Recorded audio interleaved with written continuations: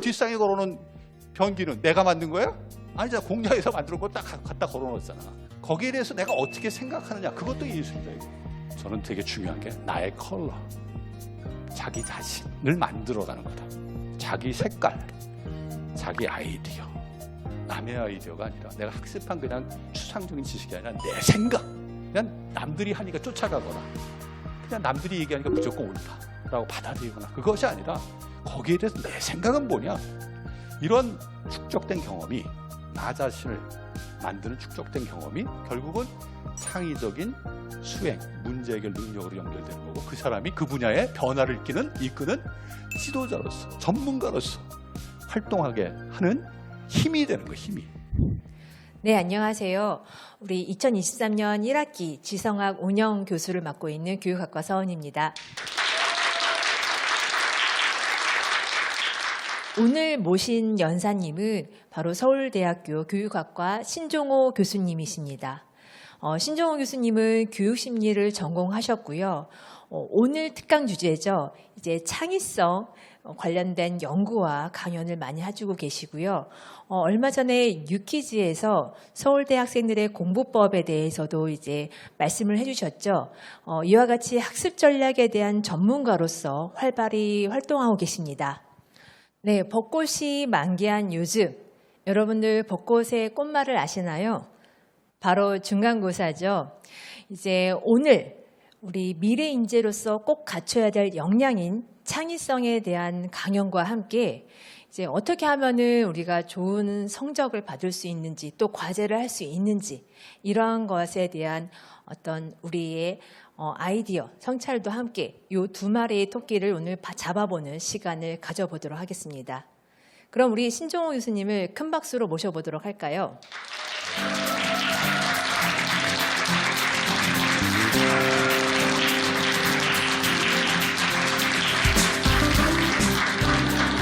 반갑습니다, 여러분. 오늘 가천대학에 와서 우리 가천대학 학생들 얼굴을 보니까 오늘 힘이 나는 것 같습니다. 중간고사 다 잊어버리고 벚꽃, 개나리, 진달래 생각하면서 오늘 같이 1시간 정도 이야기를 나누면 좋을 것 같아요. 오늘 주제가 뭡니까? 창의성. 왜 창의성이 중요하죠? 앞으로의 시대는 새로운 문제를 해결할 수 있는 능력을 요구하는 시대이기 때문에 창의성이 중요하다. 그 얘기 많이 들었죠? 창의성을 꽃피우려면 여러분들이 주눅 들면 안 돼요. 중간고사, 이거는 뭐 가뿐하게 생각할 수 있는 마음의 여유를 여러분들이 가지고 있어야 됩니다. 오늘 이제 창의성에 관한 이야기를 할 텐데, 이 창의적인 능력을 개발하려면 먼저 나 자신을 단단하게 만들고, 근데 단단하게 만들어서 갇히면 창의적인 사람이 될까요? 안 되죠. 그걸 자꾸 벗어나려고 노력을 해야 돼요. 그래서 제가 제목을 뭐라고 썼습니까? 나를 만들고 끊임없이 벗어나기라고 적었죠. 오늘 이와 관련해서 좀 이야기를 같이 나눌게요. 자, 우리가 살고 있는 시대 뭐라고 하죠? 산업혁명 4.0, 4차 산업혁명 시대라고 얘기하기를 하죠. 4차 산업혁명 하면 가장 대표적으로 떠오르는 게 뭡니까? AI. 이 AI가 여러분들 언제부터 이야기됐던 용어예요? 최근이죠, 그렇죠? 근데 AI하고 나하고 관련이 있을 거라고 실감하기 시작했던 시기는 얼마 안 됐어요, 그렇죠? 실제 저도 AI는 앞으로 나중에, 저도 이제 교수로서 정년할 때가 10년 이내입니다. 정년하고 난 다음에 우리 삶에 많은 변화를 가져오는 그러한 도구로 아마 자리 잡을 거다, 이렇게 생각했는데 아니에요. 그렇죠? 바로 우리하고 함께 지금 같이 생활하고 있는 존재가 바로 AI다.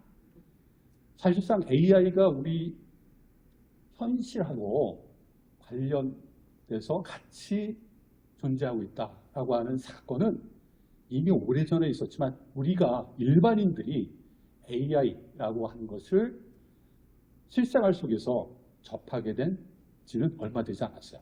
그 대표적인 사례가 바로 어린이 동화책인 앨리스 앤 스파클이라는 동화책의 출간입니다. 혹시 이 동화책 들어보셨나요? 안 들어봤어요? 이 동화책이 작년 11월 말에 아마존에 출간이 됩니다. 저자가 누구냐? 아마르 레시라고 하는 사람인데 사실 아마르 레시가 쓴 게 아니에요. 누가 썼을까요? 레이아이가 쓴 거야. 레시가 이틀 만에 이 동화책을 만들어서 아마존에 올리고 11월이면 연말이잖아요. 연말에 선물 많이 하죠. 크리스마스 선물로 아이들에게 뭘 많이 사줍니까?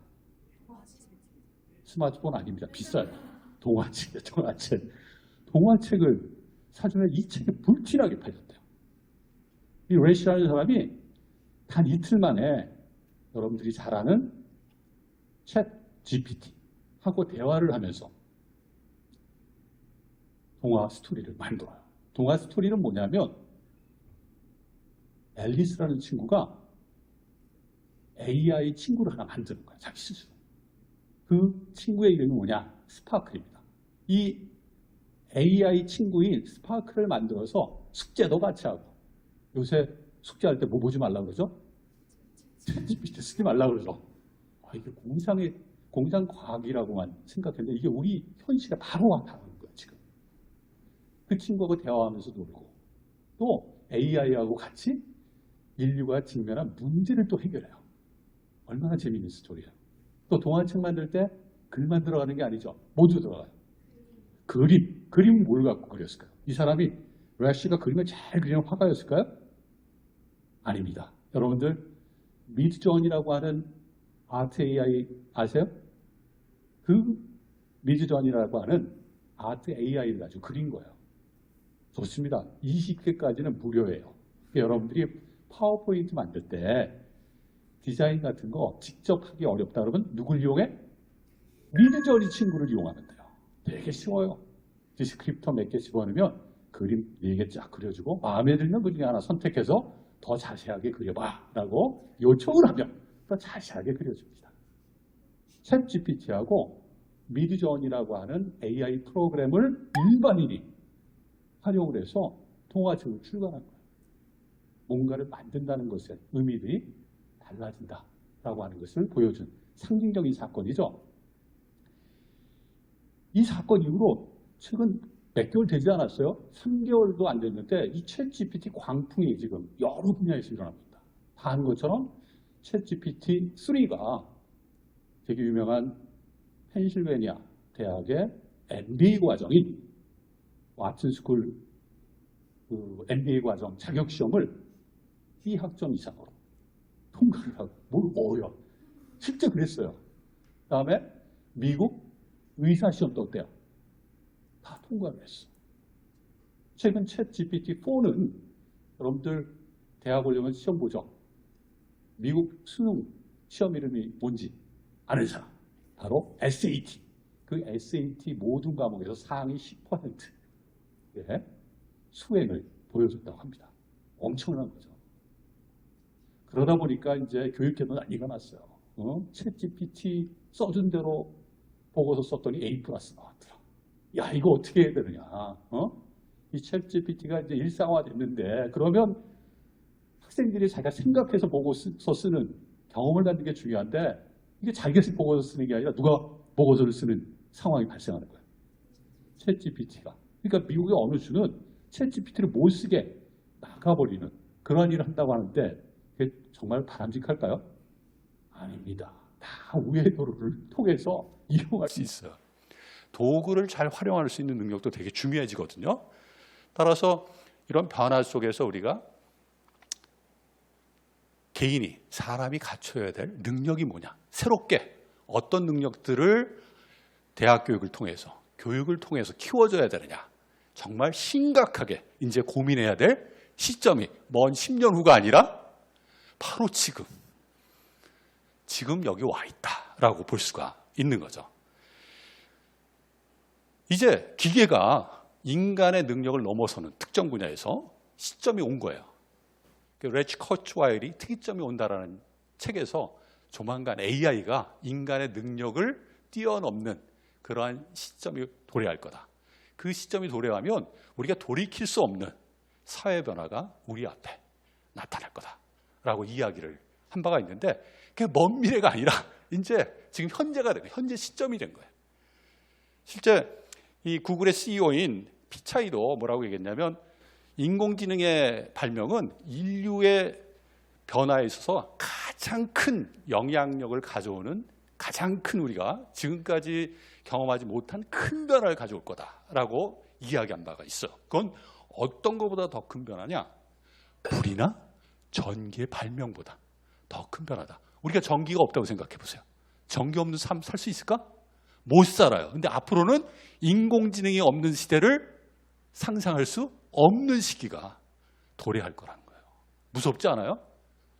여러분, 2015년에 타임지에 표지 기사가 실렸어요. 알파 세대, 요즘 태어나는 2010년 이후에 태어나는 세대들을 알파 세대라고 하죠. 이 애플의 스마트폰하고 같이 성장한 세대라고 해서 알파 세대라고 하는 거예요. 애플의 스마트폰이 만들어진 거는 2007년 1월 9일입니다.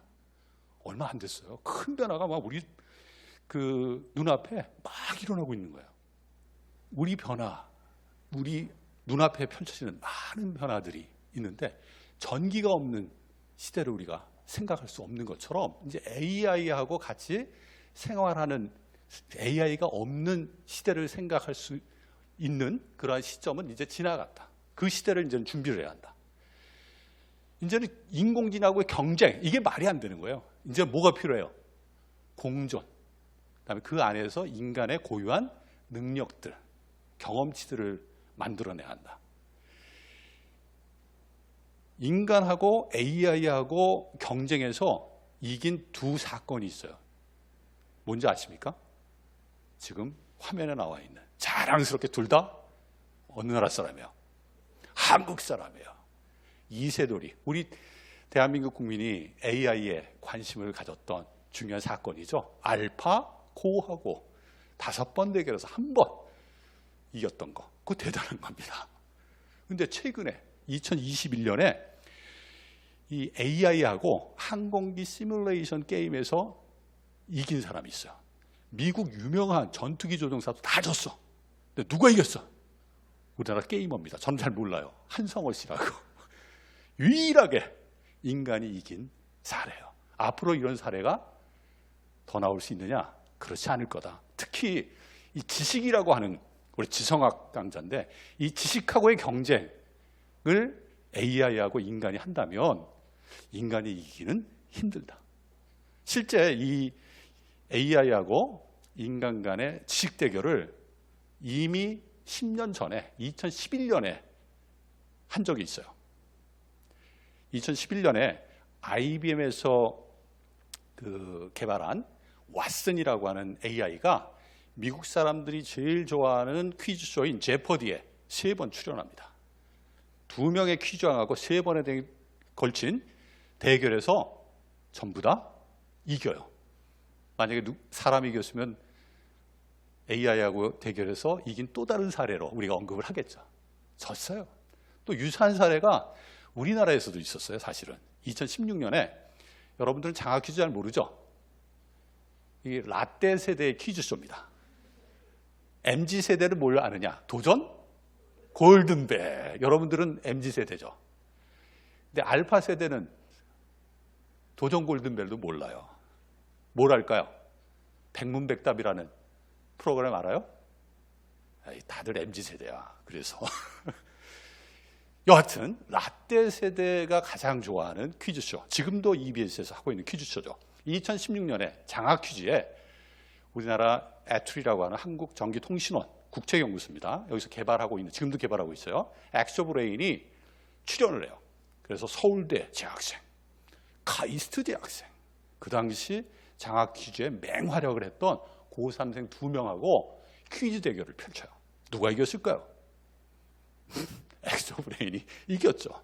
그러니까 더 이상 얘기를 안 하겠죠.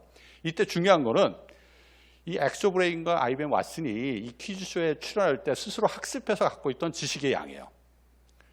엑소브레인은 당시 애투 연구원의 보고에 의하면 대략 12만 권의 책 분량을 스스로 공부해서 DB 안에 컴퓨터의 머릿속에 가지고 있었다고 합니다.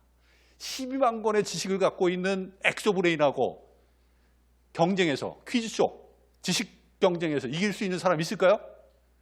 없어요, 없어. IBM 왓슨도 2011년 당시 출연할 당시 학습해서 갖고 있던 정보의 양이 4테라바이트라고 나와요. 그걸 내가 책의 권수로 한번 환산을 해봤어. 심심해서. 대략 얼마큼이냐? A4 용지 빡빡하게 한 페이지. 그렇게 해서 300페이지를 한꺼번로 묶었을 때 한 권. 어느 정도 알겠죠? 거의 백과사전이야. 그런 책 읽기 힘들어요, 요새는. 누가 사전 질문에 그 얘기 써놨더라고. 책이 길면 읽기 싫어요. 맞아요. 이 A4 용지 한 페이지 빡빡하게 채우고 300페이지 분량을 한 권으로 묶었을 때 그때 왓슨이 학습해서 갖고 있던 지식의 양이 얼마냐? 67만 권. 도서관 하나가 다 들어가 있는 거야. 그러니 기존의 지식을 잘 정리해서 필요할 때 인출하는 능력에 있어서 인간하고 대결해서 질 수 있을까요? 질 수 없는 거야. 즉 기존의 지식을 잘 정리해서 필요할 때 인출하는 능력은 이미 AI가 인간의 능력을 넘어섰어요. 그 얘기는 지식을 학습해서 필요할 때 기억해내는 능력, 인간의 고유 능력이 더 이상 아니다. 그런 지식교육 계속 하면 어떤 일이 발생할까? 결국은 여러분들 라떼 영화긴 하지만 매트릭스라고 하는 영화 알죠? 컴퓨터가 지배하는 세상 속에 인간이 사는 그런 일이 발생할지도 모르는 거예요. 인간에게 필요한 고유의 역량들을 이제 키워내야 한다. 그 능력을 통해서 인공지능하고 공존하면서 사회 발전을 만들어낼 수 있는 경험 역량을 대학 교육을 통해서 가질 수 있도록 해줘야 한다. 어떤 역량을 키워야 되느냐? 이제 2015년에 세계경제 포럼에서 많은 전문가들이, 미래학자들이, 교육학자들이, 경제학자들이 모여가지고 앞으로 미래 세대가 반드시 갖춰야 될 역량에 대해서 정리한 바가 있어요. 여러분도 다 들어봤을 겁니다. 가장 많이 언급되는 게 뭐예요? 비판적 사고, 창의적 사고, 소통, 협력. 제일 많이 들어봤죠? 그것도 되게 중요한 미래 역량임에 틀림없어요. 근데 그 전에 또 중요한 역량이 하나 있어요. 문해력이라는 거 요새 많이 듣죠? 사흘, 나흘, 무운을 빈다. 심심한 사과. 뭐 이것 때문에 요새 문해력이 많이 사람들 입에 회자되곤 했는데 이 문해력이 단순히 어휘 문제는 아니에요. 문해력이라고 하는 거는 단순히 글을 읽고 이해하는 게 아니라 새로운 정보를 스스로가 학습할 수 있는 능력이고 새로운 정보를 평가, 판단할 수 있는 능력을 의미해요. 이 능력도 앞으로 정말 중요해질 거다. 왜 중요해지느냐? 앞으로 여러분들이 살아갈 세상의 특징은 변화가 빠르고 그 변화가 빠르다는 건 지식과 관련해서도 새로운 지식들이 엄청나게 많이 만들어진다는 거예요. 실제 IBM의 보고서도 그렇고 가트너라고 하는 미국의 정보 분석 회사가 있어요. 이 회사에서 새롭게 창출되는 지식의 양들을 쭉 추적해 봤더니 2015년 이후로 급속하게 많아지는 거야. 그리고 기존의 정보들 같은 경우에 지식의 경우에 유용성이 주기가 어떻게 되냐? 점점 짧아져. 그러니까 어떻게 해야 돼요, 여러분들? 계속 새로운 정보를 여러분들이 이해할 수 있는, 파악할 수 있는 능력을 계속 키워나가야 되고 그 정보를 수동적으로 받아들이는 것이 아니라 1차적으로 평가, 판단할 수 있는 능력을 키워가야 돼. 그것이 문해력이에요. 그다음에 거기에 덧붙여서 창의적 사고, 또 다른 사람하고 소통하면서 협력할 수 있는 능력 중요해지고 또 여러분들의 인성과 관련해서도 뭔가 하나 하면 호기심을 가고 포기하지 않고 절대 내가 한번 일을 하면 끝까지 해낸다. 그러한 자기 자신의 내적인 능력 이런 것들을 키우는 게 앞으로는 정말 중요하다. 단순히 지식 하나 하는 거 의미가 있을까요? 없는 세상이 이미 요 앞에 와 있는 거야. 이미.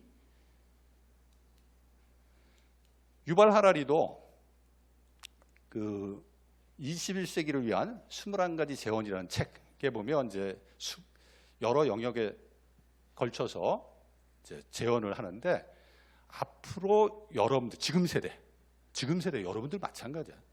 여러분들이 학교에서 배우는 지식들이 여러분들이 사회 활동을 열심히 할 때가 한 20년, 30년 후죠. 그때 얼마만큼 유용한 것으로 남아 있을 것이냐라고 생각해 보면 어느 정도 남아 있을까요? 다들 설레설레하네. 정확해요. 거의 유용한 결과물로 남아있지 않을 거다. 그러니까 대학교 교육을 통해서 어떤 능력을, 어떤 경험을 갖게 해줘야 돼요. 새로운 정보들을 자기 스스로 학습할 수 있는 능력, 이해할 수 있는 능력. 그 다음에 그 이해한 지식들을 평가, 판단할 수 있는, 중요하냐 중요치 않냐, 확산성이 어떤 게 더 많으냐 그렇지 않으냐 등 다양한 기준에 의해서 평가할 수 있는 능력. 그 다음에 그 새로운 결과물을 새롭게 또 활용할 수 있는 능력. 그게 바로 뭐야? 창의력이라고 하는 거죠.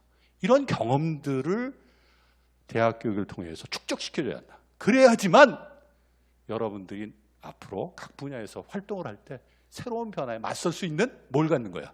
힘을 갖는 거야. 힘을.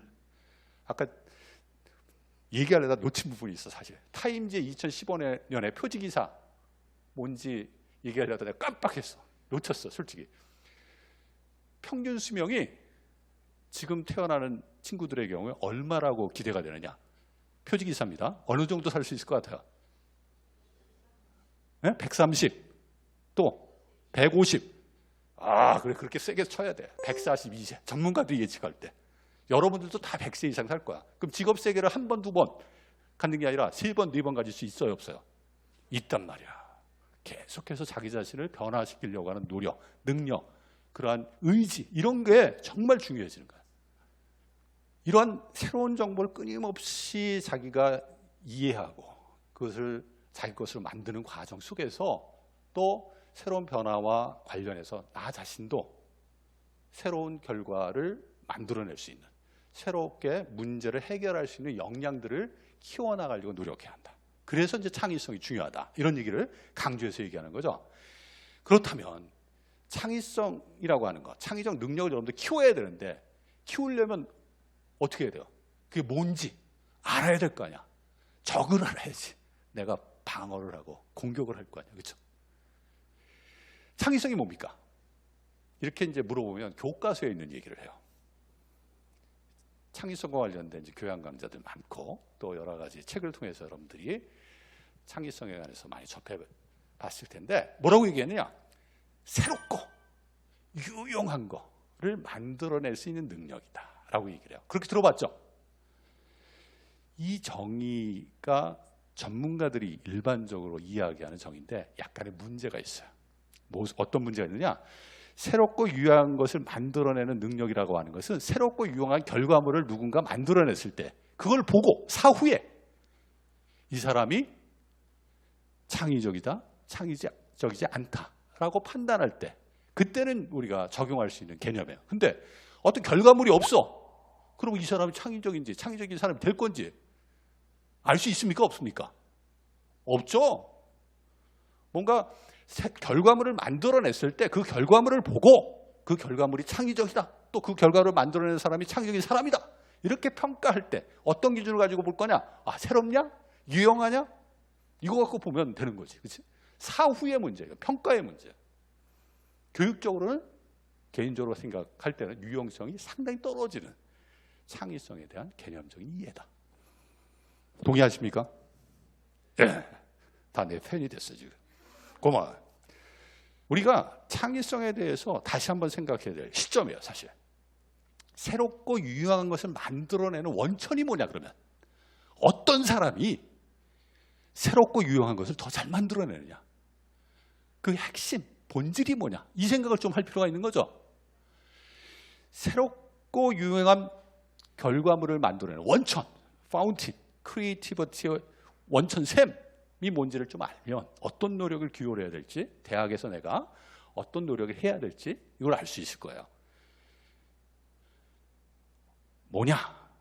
저는 되게 중요한 게 나의 컬러, 자기 자신을 만들어가는 거다. 자기 색깔, 자기 아이디어, 남의 아이디어가 아니라 내가 학습한 그냥 추상적인 지식이 아니라 내 생각, 그 나의 어떤 나 자신을 만들 수 있는 경험과 생각이 얼마만큼 그 개인에게 축적되어 있느냐, 이 사람이 큰일을 만들어내는 거예요. 창의적인 결과물의 시작은 나다움을 추구하는 것이다. 그냥 남들이 하니까 쫓아가거나 그냥 남들이 얘기하니까 무조건 옳다라고 받아들이거나 그것이 아니라 거기에 대해서 내 생각은 뭐냐, 나에게 주는 메시지는 뭐냐, 이걸 자꾸 중심에 놓고 생각하는 거야. 나의 것으로 만드는 거야. 이런 축적된 경험이, 나 자신을 만드는 축적된 경험이 결국은 창의적인 수행, 문제 해결 능력으로 연결되는 거고, 그 사람이 그 분야의 변화를 이끄는 지도자로서, 전문가로서 활동하게 하는 힘이 되는 거예요. 힘이. 실제 그러냐? 다양한 분야에서 그러한 일들은 볼 수가 있어요.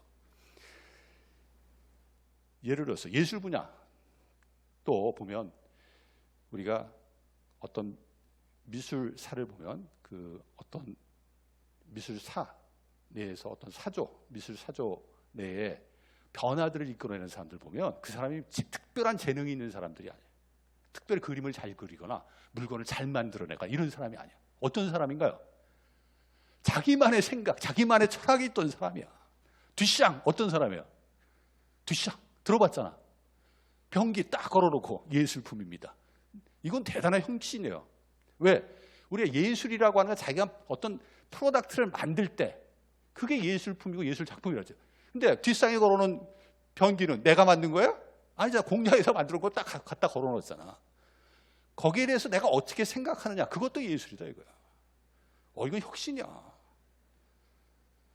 마찬가지, 우리가 이제 사실주의라고 하는 근대 미술사를 보면, 그 근대 미술사 내에서 사실주의 이전에 사람들의 삶의 의미, 가치 같은 걸 표현하는 방식에 있어서 소재들은 대부분이 뭐였느냐? 성경하고 그리스 로마 신화예요. 그걸 잘 모르면 여러분들이 그림을 잘 이해를 못해. 사실은 많은 사람들이 삶의 의미나 가치, 메시지를 전달할 때 화가들이 그런 성서의 이야기들, 그다음에 그리스 로마의 이야기들, 등장인물들을 담아서 그림을 그렸단 말이야. 그런데 꾸르베라는 화가가 하나 있었어요. 이 사람도 그렇게 그림을 그려왔어.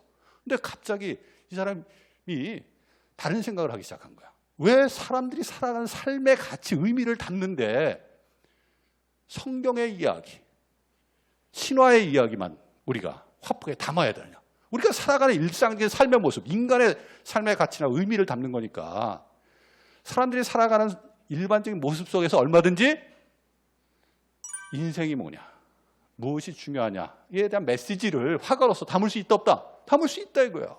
스톤 브레이커라고 하는 유명한 그림이죠. 석공, 일하는 그런 모습 속에서 더 미팅이라고 해서 조우라고 하는 그림인데, 이 꾸르베가 산책 갔다가 자기 친구를 만난 거야. 친구를 만나 기뻐하면 기뻐. 삶의 의미가 생겨 안 생겨? 생겨요. 우리는 사회적 존재이기 때문에 좋은 친구를 여러분들이 대학생활을 하면서 또 이후에도 옆에 같이 고민하고 같이 이야기할 수 있는 좋은 친구를 갖는 것은 상당히 중요해요. 그 속에서 삶의 의미를 얼마든지 전달하고 공유할 수 있다. 꾸르베가 뭐를 선언합니까? 내 그림에는 절대 앞으로 뭐가 없다? 천사가 없다. 그러면서 사실주의라는 새로운 미술 사조를 만들어낸 화가로서 인정받은 거야. 특별히 그림을 잘 그렸어요? 아니야. 마찬가지로 다양한 분야에서 이런 일이 있어요. 예를 들어서 또 경제 분야에서 최고상이 뭐죠? 노벨상이지. 노벨 경제학상 수상자 중에 경제학자가 아닌 사람이 있어요. 심리학자인데, 여기 심리학 전공한 학생도 오늘 참석한 걸로 알고 있는데, 심리학자인데 노벨 경제학상을 탄 사람이에요. 이 사람이 어떻게 노벨 경제학상을 탔느냐? 경제학에서 이전에는 사람들의 의사결정을 연구하고 어떤 그 예측하는 그런 연구를 할 때 전제하는 게 뭐냐면 인간의 의사결정은 합리적이다. 그리고 모든 가용한 정보를 활용할 수 있다라는 전제하에 경제활동들을 예측을 해왔어요. 근데 가만히 생각해 보자. 많은 경제자들이 그냥 그 틀 안에서 연구를 쭉 해왔던 거야. 근데 심리학자인 이 까네만, 트벌스키라는 두 사람이 가만히 생각해 보니 말이 안 되거든. 우리가 의사결정할 때 합리적인 근거만 가지고 의사결정하나요? 아우, 쟤 보기 싫어. 나 안 갈래. 그것도 의사결정이야. 뭐에 영향을 받아요? 감성. 그치? 내가 하숙집 찾는데 우리나라 대한민국에 있는 모든 그 하숙집 정보를 다 인터넷 찾아가지고 거기에 웨이트 줘서 그중에 가장 나한테 맞는 거 찾아요? 아니지. 옆에 몇 개 가서 보고 제한된 정보 내에서 의사결정하지. 이게 일반적이란 말이야. 그걸 무시하고 사람들의 경제 행위를 설명한다? 말이 안 된다. 그래서 체계적인 실험을 통해서 많은 경제적 의사활동이 합리성과 모든 정보의 접근 가능성에서 이루어지는 것이 아니라 감성 제한된 경험, 편견에 의해서 이루어진다라는 것을 체계적인 연구를 통해서 보여준 거야. 그걸 인정받아서 노벨 경제학상을 수상한 거죠. 문제의식을 가진 거야. 저거 근데 많은 그 경제학자들 얼마나 똘똘해. 그렇죠? 정말 똘똘하거든. 우리 대학 갈 때도 전교에서 1등에서 6등까지 전부 다 경제학과 왔어. 정말 똑똑한 애들이 다 경제학 공부하거든. 거기서 똑같은 일을 하니까 그 똘똘한 사람들이 변화가 없는 거야. 경제학자가 아닌 사람이 외부에서 딱 봤을 때 저거 왜 그러지? 다른 관점을 가지고 자기의 생각을 한번 확인해 보겠다라고 하는 것이 결국은 인정을 받아서 경제학상을 받았고, 이분들의 이러한 공헌이 그대로 그 경제학 분야에 연결이 돼서 행동경제학이라고 하는 분야가 새롭게 만들어진 거지. 자기 색깔, 나의 관점이 뭐냐. 학습할 때도 마찬가지야. 어떤 정보를 받아들일 때 무조건 받아들이는 거 누가 해야 돼? AI는 그대로 왜곡시키면 안 되잖아. 그렇죠? 막 틀린 정보도 막 내보내고 그러는데 그걸 왜곡시키면 안 되고 있는 그대로 잘 정리해서 주는 게 AI의 역할이고, 우리는 좀 왜곡시켜도 돼. 나의 관점에서. 그게 인간이 해야 돼. 그래야지 뭐가 만들어져요? 내 생각이 만들어진다. 그래야지 창의적인 사람이 될 수 있는 거예요. 사실은. 이런 그 자신의 생각들을 만들어가는 과정에서 또 중요한 게 있어요. 우리가 창의성 하면 항시 또 얘기하는 게 뭐냐면, 그러면 지식교육 이거 하지 말아야겠네. 배우는 거 뭐 지식 그렇게 중요하지 않을 수 있네. 계속 뭐 괴짜처럼 생각하고 자꾸 그냥 내 고집만 내세우면 내 거니까 그러면 창의적이 되지 않을까? 뭐 이렇게 생각하는 경우가 있죠. 그런데 그건 틀린 얘기야. 이 창의성이라고 하는 거, 생각이라고 하는 거는 일종의 지식이라고 하는 것을 소재로 해서 일종의 사고활동, 뭔가를 만들어내는 나만의 활동들을 하는 거거든. 이때 중요한 건 지식을 소화할 때 AI처럼 아무 생각 없이 받아들이는 게 문제라는 거야. 내가 지금 공부하는 내용이, 지금 보고 있는 책이 어떤 의미가 있는지 그거를 나의 생각을 중심에 두고 그 저자가 또 이야기하고자 하는 생각들이 있잖아요. 단순 지식이 중요한 게 아니라, 책을 읽는 이유는 지식을 얻기 위한 게 아니에요. 절대. 생각을, 내가 그 저자가 이야기하고 있는, 생각하고 있는 것이 무엇인지 그 흐름을 내가 배우기 위해서, 그걸 통해서 나의 생각하는 방식을 확장하기 위해서. 이때 생각의 소재가 지식이 되는 거예요. 사실은. 그런 생각하는 과정을 통해서, 그 힘을 키우는 과정을 통해서 지식이라고 하는 건 소재로서 학습돼야 되고 자기 것 다 되는 것은 필요하다. 그래서 우리가 두 번째, 나의 색깔을 키워가는 데 있어서 한 가지 또 여러분들이 정말 중요하게 생각해야 될 대학에서의 자기 공부가 있어요. 바로 뭘까요? 자기 공부. 책만이 있는 거, 책. 두 사람의 공통점. 이렇게 내가 물어보면 뭐라고 얘기하는 줄 알아요? 돈이 많다. 부럽다. 그런 경우가 많은데, 이 두 사람의 공통점, 책 읽는 걸 너무너무 좋아한다는 거야. 빌 게이츠, 뭐 어렸을 때부터 책 읽기 좋아하는 거 여러분들 다 알고 있죠? 이 하버드 대학 중퇴했지만 나중에 명예졸업장을 받잖아요. 명예졸업장을 받기 위해서 이제 하버드 대학에 그 졸업 축사를 하기 위해서 가요. 이 미국에서는 졸업 축사를 누가 와서 하느냐, 이게 되게 중요해. 거기 초청받았다는 것이 대단한 거야. 대통령도 안 불러. 어떤 경우는 자기 모교, 중퇴했지만 자기 모교에 졸업 축사를 하러 가요. 끝나고 난 다음에 기자들이 이야기를 질문을 할 거 아니에요. 그때 이제 명예 졸업장을 받습니다. 빌 게이츠가. 이때 기자들이 뭐라 묻느냐. 오늘 하버드 졸업장 받았는데 하버드 졸업장하고 당신이 그렇게 좋아하는 독서하고 둘 중에 하나를 선택해라. 뭘 선택할까요? 이렇게 물었어요. 짓궂은 그냥 장난으로 물은 질문이죠, 사실은. 근데 뭐라고 했어요, 빌 게이츠가? 책 읽는 거. 나 하버드 졸업장 포기한다. 둘 중에 하나만 선택하라고. 지금도 빌 게이츠는 1년 중 한 달 이상을 자기가 보고 싶은 책들을 모아서 별장에 가서 책 읽고 정리하고 책 읽고 정리하고 그 일을 계속하고 있어요. 대단한 거예요. 스티브 잡스. 자기가 인생에서 큰 즐거움을 경험하는 두 가지 활동이 있다. 뭘까요? 바로 책 읽기. 책 읽는 게 너무 좋다는 거야. 노는 게 너무 좋은 게 아니라 책 읽는 게 너무 좋아. 노는 게 너무 좋은 건 누구죠? 뽀로로. 역시 MZ세대 맞네. 이분은 책 읽는 게 그렇게 좋다 이거야. 또 뭐가 좋냐? 여러분들 뭐 저녁 때 오늘 시간 되면 저녁 식사는 그 생선 초밥 한번 하면 어떨까 생각하는데 생선 초밥 먹는 거 그게 너무 좋다. 인생에 즐거움을 주는 두 가지 일상이다. 책 읽고 초밥 먹는 거. 우리가 흘려들어서는 안 돼요. 책은 사람을 다시 만드는 거예요. 아까 책 읽는 거는 세상을 보는 그런 자산을 내가 경험하는 과정이어야 한다. 단순히 지식을 얻는 게 아니라 세상을 보는 그러한 자산을 내가 경험하는 자기 공부다. 이 자기 공부에 게으르는 사람 절대 아무리 대학에서 4.3 만점에 4.3 졸업을 해도 창의적인 인물은 절대 안 됩니다. 틀에 갇혀 있어요. 자기를 깨고 나갈 수가 없어. 새로운 변화를 경험할 수 있는 자극을 받아야 되는데 그 자극을 자기 스스로 회피하는 삶을 사는 거잖아. 여러분들 그 패트릭 벳 데이빗이라고 하는 사람이 있어요. 이 사람은 이제 그 파이낸셜 컨설팅 해주는 미국 기업 CEO예요.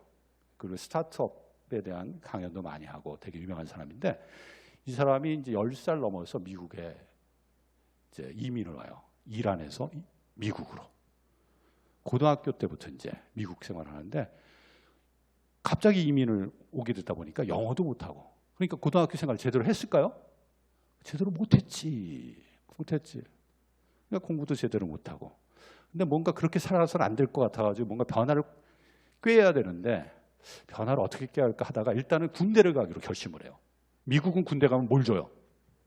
돈 주고 또 졸업하면 뭘 시켜줘요? 대학에서 공부할 수 있는 기회를 줘요. 그래 군대를 가야겠다. 그래서 군대를 가서 거기서 돈을 좀 벌고 어떻게 살 것인지 한번 고민하고 시간을 갖다가 제대하고 대학에 직접 가지는 않고 한동안 세일스맨을 그러니까 물건 파는 일들을 이제 경험하다 보니까 이렇게 해서는 자기 삶에 변화가 없는 거야. 내 삶을 창의적으로 바꿔보자. 이 사람이 선택한 게 뭐였을까요? 바로 책 읽기야. 책을 어떻게 읽기로 결심을 하느냐? 자기가 지금까지 번 돈 있죠? 군대 가서 번 돈, 또 세일스맨에서 번 돈 이거 딱 가지고 2년 동안은 내가 아무것도 안 하고 실제 책만 읽겠다. 목표를 딱 정해. 몇 권 읽기로 정하느냐? 몇 권? 여러분 한번 정해봐. 2년 동안 몇 권? 내가 그런 상황이다. 나는 몇 권 정해서 책 읽겠다. 500권. 500권도 대단한 거예요. 500권 읽으면 그 사람이 지금의 우리 김소라 학생인 것 같아. 그렇지? 김소라 학생은 지금의 김소라가 아니라 한 단계 업그레이드된 김소라 학생이 돼 있을 거야. 사람이 달라져. 이 분은 2,000권을 목표로 해요. 2,000권. 2년 동안. 1년에 책 1,000권씩 읽는 거야. 그 다음에 또 이 양반이 책을 읽을 때 정한 기준이 있는데 하나는 뭐냐면 어떤 한 주제에 대해서 한 권 책 읽었다고 해서 그 사람이 그 분야를 생각할 수 있는 능력을 갖출 수 있을까? 아니죠. 적어도 책 20권 정도. 기준이 미니멈 20권이야.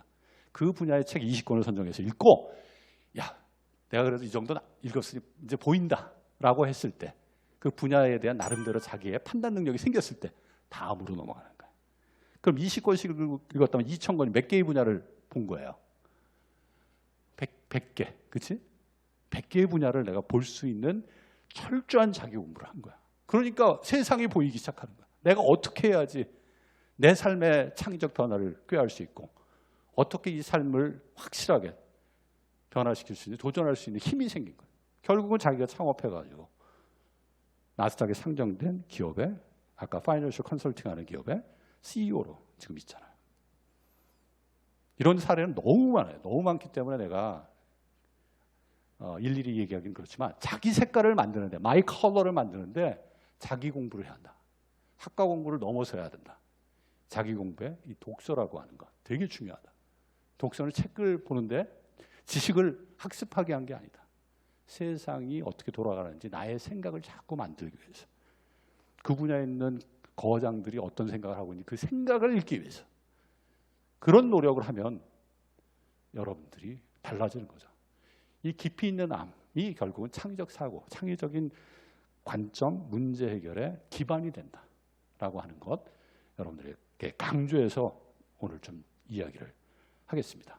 그리고 여기 나와 있는 것처럼 뭐 동양이건 서양이건 깊이 있는 자신의 삶을 기반으로 할 때 새로운 생각할 수 있는, 새로운 것을 생각할 수 있는 능력이 생긴다라고 하는 것은 이전부터 지금 현재 연구하는 사람도 계속 강조해서 하는 얘기예요. 우리가 알아야 면장을 한다라는 얘기 하잖아요. 그렇죠? 그런 얘기 들어봤지? 여기서 이제 문해력 짚고 넘어갑니다. 이거 틀린 얘기예요. 왜 틀렸느냐? 이 알아야 면장을 한다라는 이야기가 뭐냐라고 물어봤을 때 학부 수업에서 얘기를 했더니 요새 학부생들 잘 모르는 친구들이 또 있더라고. 여러분 다 아나요? 오늘? 다행이다. 근데 이 알아야 면장을 한다라는 것은 원래 논어에서 나온 이야기가 와전돼서 이야기되는 하나의 사례인데, 알아야 면장을 한다. 즉 지역의 일을 맡아보려면, 면장을 하려면, 그 지역의 일을 하려면 그 지역의 사람들이 누구고, 그 집에 숟가락이 몇 개가 있는지 그런 거 알아야지 그 동네 일을 맡아볼 수 있다. 이런 얘기로 많이 활용이 되잖아요. 원래는 그게 아니야. 알아야 면장한다라고 하는 논어의 이야기인데, 면장, 원래의 면장은 담을 마주한다는 거예요. 담벼락장에 면한다, 직면한다 할 때 면이에요. 그래서 면장, 담벼락을 딱 이렇게 면하는 거예요. 여러분들이 초등학교 때 혹시 말썽꾸러기를 위해서 선생님한테 혼나는 일이 많았는데 그 일 중에 하나가 빈 벽 보고 서 있는 일이었다. 그런 추억을 저기 있네, 있어. 있어. 답답해, 안 답답해? 답답한 거야. 벽을 이렇게 마주하고 이렇게 서 있으면 답답하거든. 그러면 앞에 그 면장이니까 앞에 면은 뭐냐? 피할 수 있다. 면할 수 있다. 군면제. 뭐 이거 나오잖아. 그렇지? 면할 수 있다의 면자야. 알아야지 뭐 할 수 있다? 답답함으로부터 벗어날 수 있다는 거예요. 알아야지 뭔가 볼 수 있는 눈을 갖는다. 그 안다라고 하는데 되게 핵심은 자기 공부고, 자기 공부의 핵심은 다양한 삶에 대한 간접적 경험인 책을 많이 보는 거다. 아무리 강조해도 지나침이 없어요. 그리고 이 책을 읽는 과정에서 자꾸 자기 자신이 그 안에 갇히면 안 되죠. 깨고 나가야 돼, 자꾸. 그래야지 자기 생각이 있는 사람이 될 거 아니야. 그렇죠? 누가 얘기했으니까 누가 그런 얘기했어요? 그러면 그 사람이 창의적인 생각을 하는 사람이라고 아무도 인정하지 않을 거란 말이야.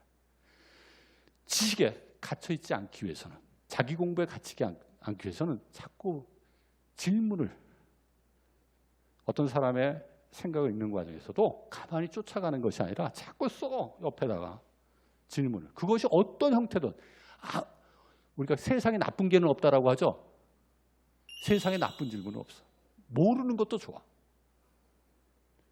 그래서 수업을 할 때 학생들에게 질문을 많이 하게 해요. 질문을 하게 하는데 그 자리에서 하게 하면 많이 안 하잖아.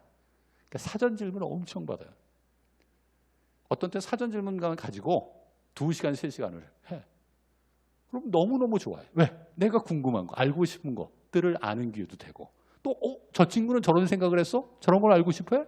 저 관점에서 저렇게 또 볼 수 있구나 라고 하는 친구들로부터 같이 배우는 경험도 하고, 너무 좋은 거야. 세상에 나쁜 질문은 없다. 항시 내가 지금 듣는 얘기, 내가 하는 얘기도 막 비판적으로 생각해야 돼요, 여러분들. 그러니까 질문이라고 하는 걸 묻고 끄떡끄떡하면 안 돼. 그러면 안 되는 거야.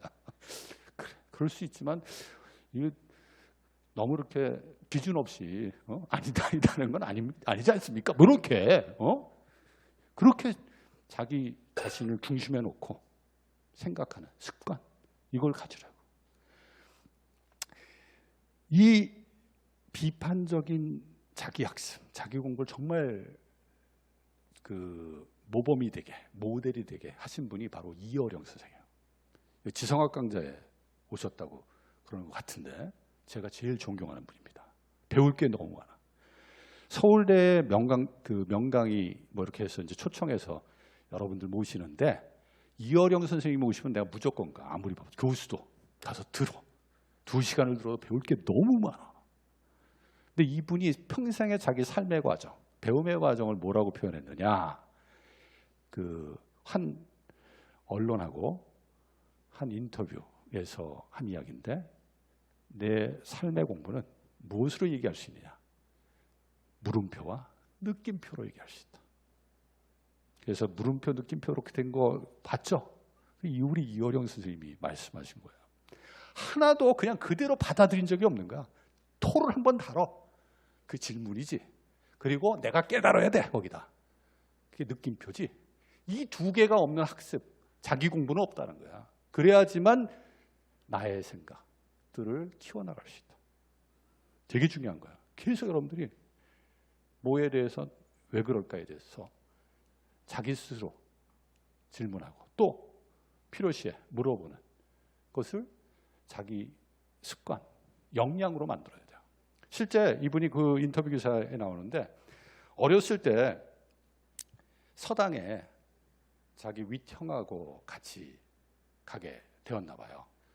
근데 형이 이제 서당에 갈 나이가 됐는데 워낙 어렸을 때부터 장난꾸러기에 뭐 알고 싶은 게 많으니까 이 부모님 딱 보니까 야, 너 또 같이 가가지고 서당에 가서 공부하면 좋겠다 해서 보낸 거야. 우리가 옛날에 서당 가면 뭘 먼저 배우죠? 천자문이라는 거 배우죠. 이 천자 정도를 알아야지 한문, 한글로 된, 한문으로 된 글을 읽을 수 있으니까 이제 천자를 가르쳐. 이때 우리 성인들이 되게 현명했던 게 그냥 한 자 한 자 가르치지 않고 4개로 묶어가지고 의미 단위로 묶어서 설명해 주면서 야, 이렇게 의미로 묶어서 이해하면, 기억하면 도움이 될 거야. 이렇게 가르쳤단 말이에요. 예를 들어서 천지현황 이렇게 가르칠 때 하나하나 가르치지 않고 학습도 마찬가지. 전체를 다 연결시키는 오늘 그 얘기는 하지 않지만 하늘천 따지 거무련 누르왕 하늘코 뭐라고 얘기를 하죠? 우리 훈장님이. 하늘은 아무 얘기 안 해. 하늘은 검고 땅은 어떻다? 누렇다. 그럼 다음 또 넘어간단 말이야. 근데 이 첫 4자를 딱 듣고 이효령 선생님이 가만히 있었을까? 절대 가만히 있지 못한 거야. 왜? 그래서 하늘이 파라야지 왜 까맣다 그러냐 이거야. 이해가 안 간다. 훈장님 질문 있습니다. 왜 하늘이 까맣죠? 이거 보통 우리 권위적인 옛날 그 60년대 70년대 우리 그 교실 분위기 같으면 야 무조건 외워. 왜요? 나중에 그거 알면 책이라도 도움되니까 왜요?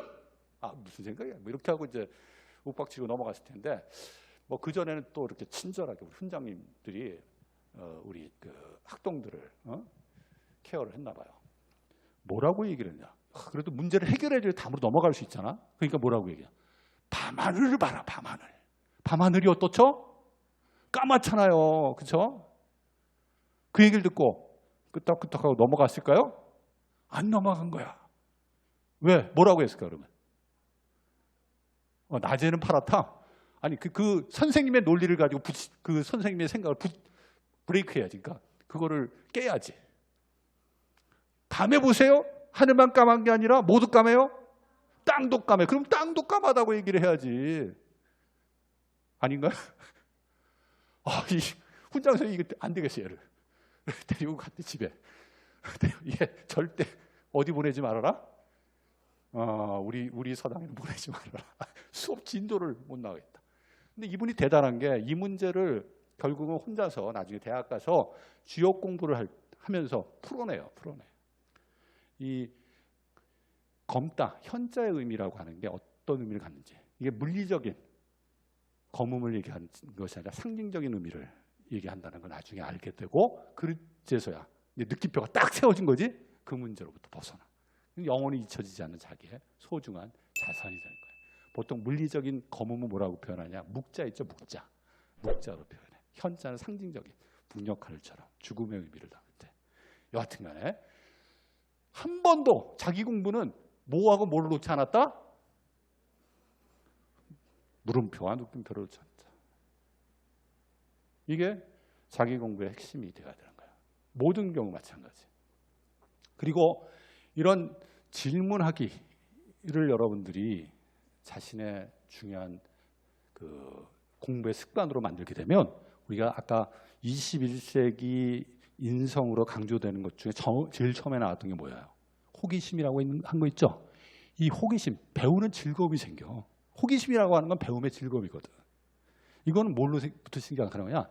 내가 알고 싶은 것, 내가 뭔가 더 확인하고 싶은 것이 무엇인지 분명히 할 때, 그게 질문이죠. 거기로부터 시작하는 거야. 내가 질문을 만들고 보는 거하고 그렇지 않은 거하고 큰 차이가 있어요. 호기심은 태어나면서부터 갖고 있는 거냐? 어떤 사람 호기심이 많고 그렇지 않느냐? 그건 아니에요. 여러분들 아마 여러분들 유치원 때를 한번 생각해봐. 질문 많이 했어요? 안 했어요? 안 했어? 아니야. 했을까? 어머님한테, 아버님한테 한번 여쭤봐요. 너 질문 너무 많이 해서 귀찮았어. 근데 어느 순간 질문을 안 해. 언제부터 안 해? 초등학교 와서 시험 보기 시작하면서. 이게 참 문제예요, 문제기. 어렸을 땐 모든 게 내가 알고 싶은 거예요. 왜 그럴지 궁금해. 우리 큰아이 같은 경우, 여러분처럼 지금 대학생입니다. 비가 오는 게 너무 궁금한 거야. 비가 왜 오는지. 비 오면 밖에 못 나가잖아. 근데 비는 온단 말이야. 비는 왜 와요?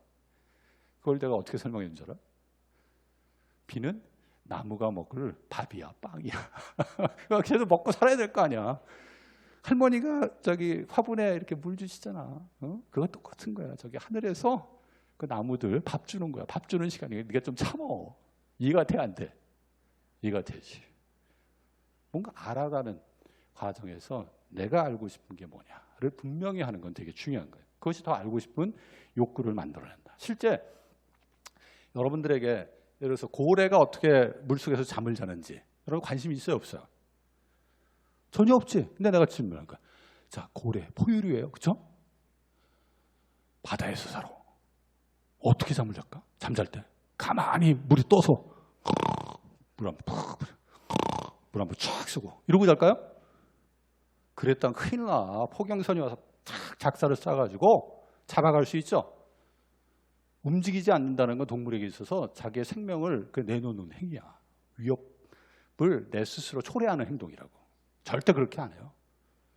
고래는 한 번도 쉬지 않아요. 한 번도 쉬지 않고 움직여. 근데 우리가 잠잘 때 계속 움직이면서 잠자나요? 우리 사람들? 그런 사람이 이제 몽유병. 그런 게 있어. 근데 그러면 피곤하잖아. 우리가 쉰다는 건 두뇌도 쉬고 육체도 쉰다는 걸 의미해요. 근데 쉬지 못하면 머리도 막 생각 안 나고, 그렇지?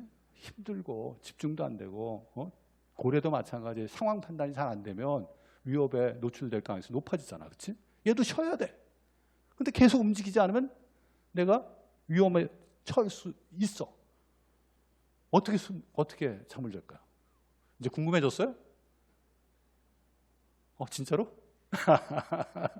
그래. 이렇게 자꾸 자기 질문을 만드는 거야. 고래는 어떻게 해서 숨을 쉬냐면 우리가 숨을 쉴 때는 두뇌가 휴식을 취하는 거예요. 본질적으로는. 휴식을 취하는 건데 우리의 두뇌는 좌방구와 우방구가 있죠.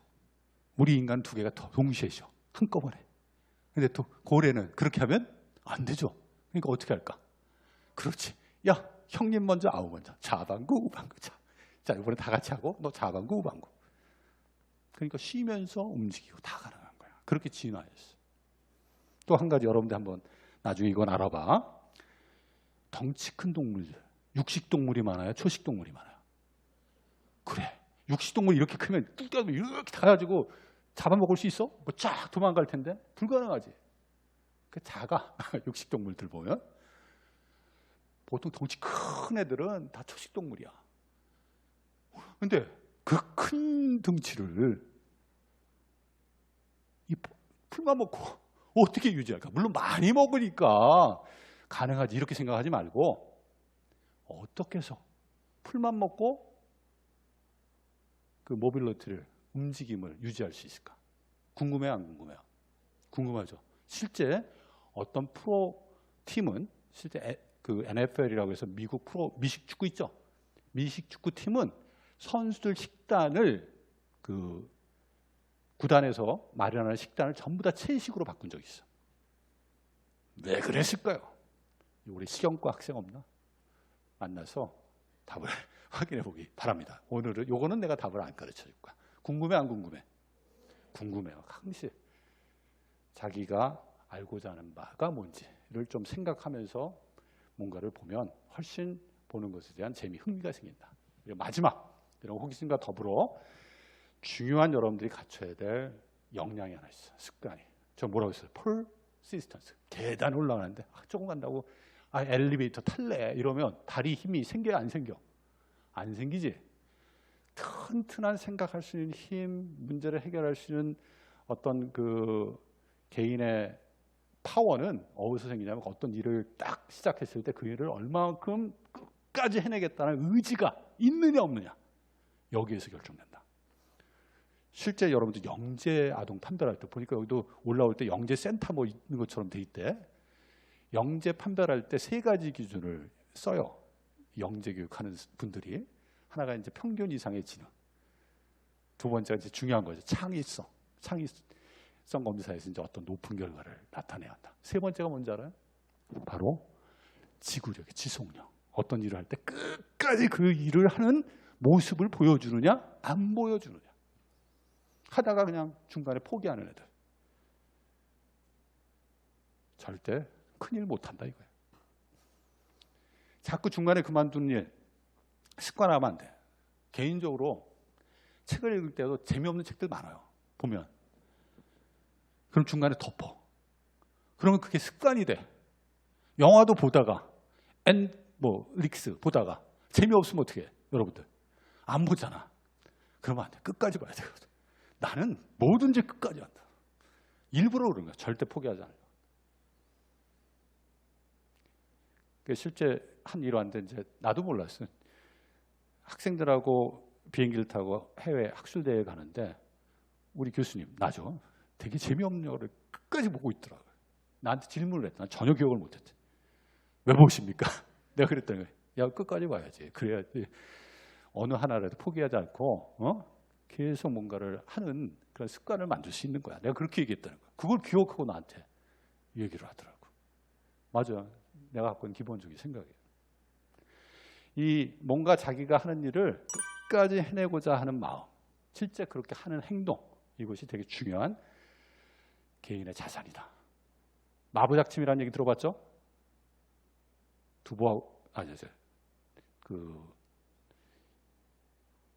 이태백이.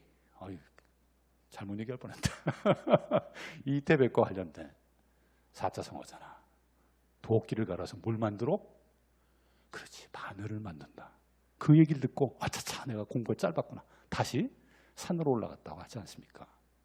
또 만시간의 법칙, 10년의 법칙, 얘기 들어봤잖아. 이것도 뭐냐면 그 일을 하나 그냥 잡고 끝까지 한 사람이 뭐 한다? 일을 낸다 이거야. 그 분야의 전문가 딴 거 없다. 얼마나 의도적으로 정말 집중해서 그냥 하는 게 아니라 진짜 집중해서 그 일에 몰입했느냐, 그렇지 않느냐. 이게 전문가를 만든다. 그게 중요한 팩터다. 그게 에릭슨이 하는 이야기예요. 모든 분야에서. 따라서 여러분들이 갖춰야 될 거 뭐겠습니까? 뭔가 하나 잡으면 끝까지 놓지 않는 거. 여러분들 우리 그 나라에 아주 되게 좋은 경사가 작년에 있었죠. 허준희 교수가 그 수학 분야의 노벨상이라고 하는 필드상을 2022년 초에 수상을 했잖아. 대단한 사람이에요. 대단한 사람. 자기가 궁금한 거는 끝까지 그걸 놓지 않아. 아까 질문 얘기했지. 궁금한 건 놓치지 않는 거. 중간에 그 고등학교 중퇴했어요. 내가 그 학교 졸업했어. 졸업한 사람이 이러면 안 돼. 사실 중퇴하는 것도 중요할지도 몰라. 학교에서는 그렇게 못하는데 그 과외 선생이 한 얘기가 있죠. 과외 공부 진도를 나가야 되는데 그래서 검정고시 보고 빨리 대학 가야 되는데 맨날 질문만 하는 거야. 그 질문이 해결될 때까지는 그 질문을 놓지 않는 거야. 아, 참 특이한 놈이다. 그렇게 생각을 했대요. 그리고 이 허준희 교수가 그 나중에 수학에 흥미를 갖게 된 것도 이 히로나카 헤이스케라고 하는 수학자를 만나면서부터인데, 이 히로나카 헤이스케 교수는 일본 토종 수학자지만 하버드 대학 수학 교수를 한 사람이고, 허준희 교수처럼 대학 때부터 수학을 공부를 해서 그 필드상을 수상한 사람이에요. 아까 특이점 얘기했죠. 특이점은 더 이상 환원할 수 없는 포인트, 급속한 변화의 포인트를 특이점이에요. 싱귤러리티라고 하는 거. 그 특이점을 수학적으로 증명한 사람이 누구냐? 히로나카 헤이스케라는 사람이에요. 이 히로나카 헤이스케 교수가 서울대 석좌 교수를 한 5년 동안 있으면서 그 수학 수업을 했는데 너무 어려우니까 다들 도망가. 좀 듣다가 다 수강 취소 하고 가는 거야. 근데 남아있지 않은 몇 사람이 있었던 거야. 그 중에 한 사람이 누구? 허준이. 그 지적 도전을 만든 게 너무 좋은 거야. 생각하게 만들고. 계속 이건 내가 좀 공부해야겠다. 끝까지 남아있던 학생이야. 그때 그 어려운 것을 같이 히로나카 헤이스케 교수하고 공부하면서 수학에 대한 즐거움을 알게 된 거야. 아, 수학 공부를 해야겠다. 그래서 대학원을 와서 수학을 하기 시작한 거고, 원래 공부도 되게 못했어요. 학점이 안 좋아. 대학 때 여러분처럼 4점 넘는 사람이 아니야. 다 시들시들해. 시들시들 알죠? 그러니 예를 들어서 미국 대학에 이제 공부를 하러 가려고 했더니 받아주는 데가 없네. 그렇죠? 학부 성적이 안 좋으니까. 근데 누가 추천서를 써줘? 아, 히로나카 헤이스케 교수가. 이 사람은 이런 사람입니다. 끝까지 내 수업을 들었고 몇몇 앉아 다 도망가는데 끝까지 남아가지고 끝까지 같이 지적인 대화를 했던 친구입니다. 이 친구 뽑아주세요. 미국 대학은 뽑습니다. 그런 사람들. 이 히로나카 헤이스케 교수도 아까 얘기한 것처럼 대학 때 수학 공부를 해서 필드상을 수상했는데, 그 당시에는 뭐 아주 유일한 존재지. 뭐 어렸을 때부터 천재 얘기 듣던 사람도 아니고, 갑자기 두각을 나타내가지고 젊은 시기에 나름대로의 성과를 낸 사람. 그러니까 기자들이 뭐라고 질문했을까요? 당신 천재 아니냐? 어떻게 그 비법이 뭐냐? 이렇게 물어봤을 거 아니야? 이 사람이 그 질문을 받을 때마다 했던 이야기가 바로 여기 있는 거야. 뭐라고 했어요? 나 머리 천재 아니에요. 그냥 보통 사람이에요. 근데 나는 어떤 사람이냐? 내가 어디에 자신 있느냐? 나는 어떤 사람이라고 나 자신을 규정할 수 있느냐? 나는 어떤 일을 내가 맡으면 절대 중간에 포기하는 일 없다. 그리고 그 일을 맡으면 2배, 3배. 당신이 노력하는 것보다 내가 2배, 3배 더 할 자신 있다. 그게 나를 만든다. 이건 무서운 얘기예요. 무서운 얘기. 정말 무서운 얘기예요. 여러분도 그런 자신감이 있어야 돼요. 나에 대한 그런 자신감이 있는 사람이 큰 일을 만들어내는 거예요. 실제. 자, 뭐 거의 이제 1시간이 넘었는데 마무리해야 될 것 같습니다. 이제 많은 변화가 앞으로 여러분들 기다리고 있어요. 미래라고 우리가 이야기를 할 수가 있는데, 이 빅토르 위고가 한 이야기죠. 이 변화를 통해서 자기 성장하는 사람이 있고, 변화 때문에 주저앉는 사람이 있고, 어떤 사람이 자기 성장하는 사람이냐? 어떤 사람일까요? 도전하는 사람, 계속 변화하려고 노력하는 사람. 이 사람이 기회를 만든다. 여러분도 마찬가지예요. 계속 성장하려고 그냥 주어진 틀 안에서만 있는 게 아니라 틀 안에서 벗어나고 나 자신이 만들어 그 틀을 또 깨고 자꾸 변화해야 되는 거야. 우리가 누에가 자기 틀을 벗고 나가듯이 나비가 되듯이 계속 그 활동을 여러분이 반복할 수 있을 때 미래는 여러분들 것이다. 그리고 그런 사람은 절대 자기 삶에서 실패하지 않아요. 절대 실패하지 않아요. 만약에 실패했다, 나한테 오세요. 내가 같이 해줄게. 그 어려움은. 정말. 미래는 결국 여러분들이 스스로 얼마만큼 새로움을 추구하느냐에 달려있는 거고, 또 우리가 문화에 관련해서 많이 이야기를 할 때 문맹 얘기하는데 단순히 글을 읽고 못 읽고가 아니라 미래에도 문명일 수 있는데 그 문명은 진짜 새로운 것을 계속 추구하는 마음을 갖지 못했을 때, 새로운 것을 계속 학습하지 못했을 때, 계속 새롭게 거듭나지 못했을 때 그 사람을 우리 문맹이라고 한다. 갇혀 있는 사람이기 때문에. 자, 여기까지 제 이야기는 마치고 여러분들의 질문을 또 같이 들어보도록 하겠습니다.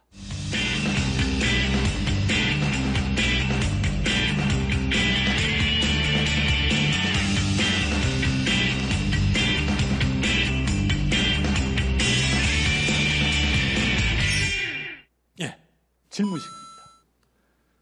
예, 우리 이지원 학생. 네, 안녕하세요. 사회복지학과 이지원입니다.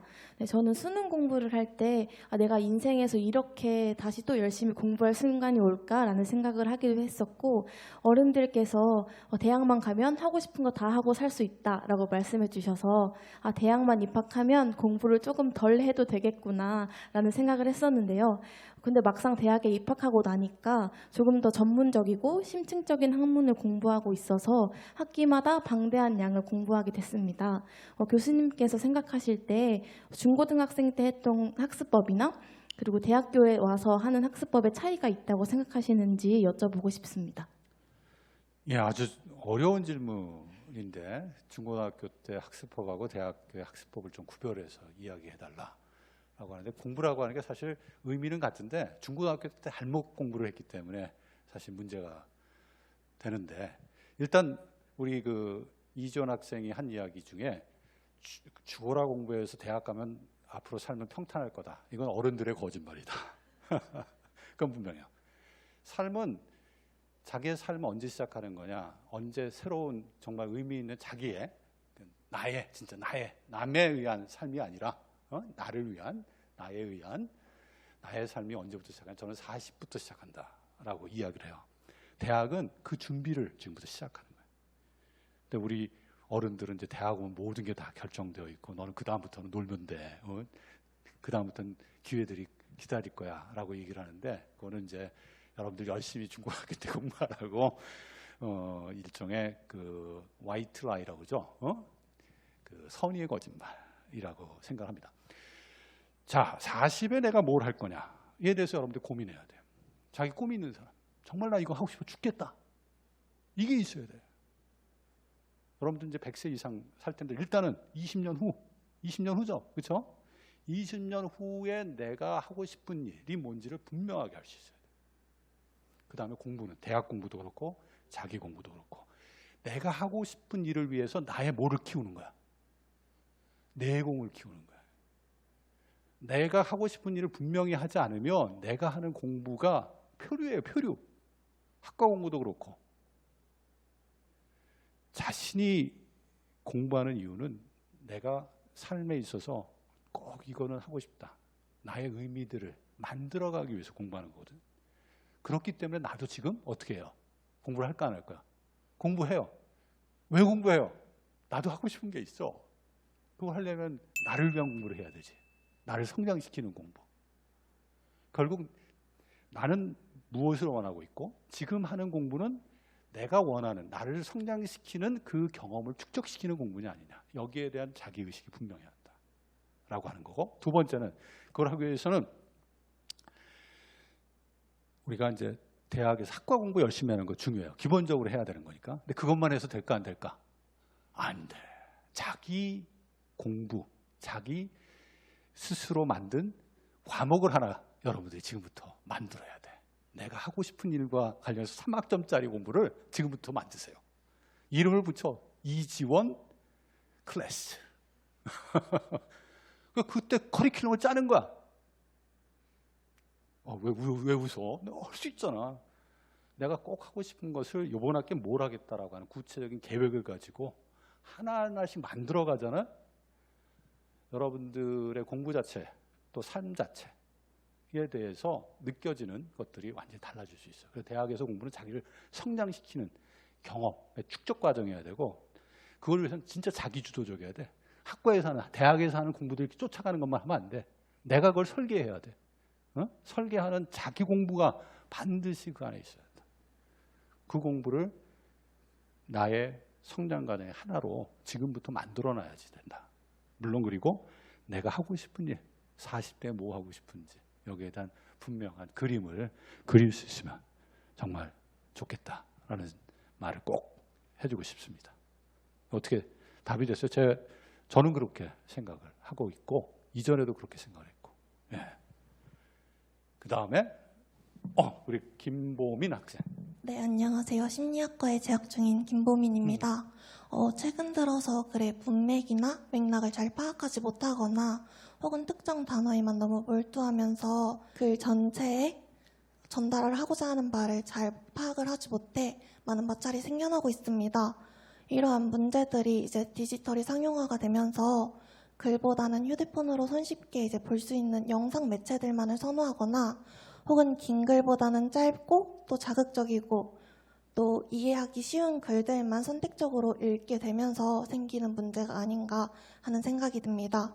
교수님께서는 이런 문제에 대해서 어떻게 생각을 하시고 또 이러한 문제를 해결하기 위해서 적절한 교육 방안이나 혹은 우리 사회가 앞으로 나아가야 할 방향성에 대해서 어떻게 생각을 하시는지 궁금합니다. 요새 심각한 사실 교육의 문제이기도 하죠. 사실은 그 미국 사람들이 TLDR 문화라고 해요. 그거를 Too long, don't read. 길면 안 읽어. 아주 짧게 된 것만 선호를 하고 심지어는 국내에 어떤 회사까지 지금 창업이 돼 있냐면 신간서적 나오죠. 신간서적 요약 서비스 바로 일주일에 한 번씩 쏴주는 거야. 그게 상품이에요. 그리고 국내 서적뿐만 아니라 어떤 회사는 외국 서적, 신간 중에 좀 사람들이 관심을 가질 만한 것들을 축약해서 요약해서 그걸 서비스로 제공하는 회사도 늘어나고 있어요. 자, 그 서비스 개인의 입장에서 내가 구독해서 본다. 저는 안 할 것 같아요. 왜 그러냐? 압축된 것들은 내가 보고 지금 현재 볼 때는 뭔지 내가 이해할 수 있을 것 같은데 뒤돌아서면 어떻게 될까요? 까먹어. 깊이 있게 내가 생각하는 시간, 기회들을 누가 뺏어간 거야? 그 압축해 준 사람이. 내가 그걸 해야 되는데 내가 한 게 아니라 내가 해야 돼 그거를. 그게 생각하는 공부라고 하는 거예요. 그걸 누가 해준 거야? 다른 사람이 해준 거야. 나의 공부할 수 있는 기회를 뺏은 거야. 사실은. 하나도 도움이 안 돼. 돈만 버리는 거야 사실은. 시간 절약할 것 같지? 아니요. 그거 다시 또 봐야 돼. 자기가 가서 어디 가서 얘기를 하려면. 따라서 우리가 영상을 보는 문제도 있지만 책을 읽을 때에도 압축된 그러한 그 요약본 이런 것들을 자주 활용하는 경우가 있는데 그런 우를 범해서는 안 된다. 그 다음에 영상 많이 보죠. 영상은 어느 조건에서 봐야 되냐면 그냥 요새 핫한 이슈가 뭐냐. 아까 요약본에 보내줄 때 이 책은 읽을 만한 책이다 아니다. 이거 판단하는 기초자료로 쓰는 것까지는 좋아요. 근데 그것만 가지고 내가 뭔가를 알았다 이렇게 얘기하는 건 안 되는 거죠. 영상도 마찬가지. 기본적으로 영상 세대니까 영상을 통해서 소위 말해서 디지털 플랫폼을 통해서 많은 정보들이 유통되고 공유된단 말이야. 그거 보지 말아라 하는 거는 문제가 있는 거지. 보긴 보되 그것을 중심으로 내가 좀 더 발전시킬 수 있는 노력을 하느냐 안 하느냐는 큰 차이가 있는 거예요. 그래서 저도 이제 영상을 보는데 어떤 영상을 주로 보냐 책 소개하는 영상 있죠. 그건 다 보고 이건 좀 책을 읽어봐야겠다라고 하는 것은 사서 추가로 읽어봅니다. 뭐 저도 안 보는 건 아니에요. 그러니까 추가적 노력을 자기가 의미를 만드는 생각하는 경험들을 할 수 있을 때 책을 읽던 요약된 책을 읽던 영상을 보던 의미가 있다. 영상에 지나치게 의존하는 건 심각한 문제를 갖고 온다.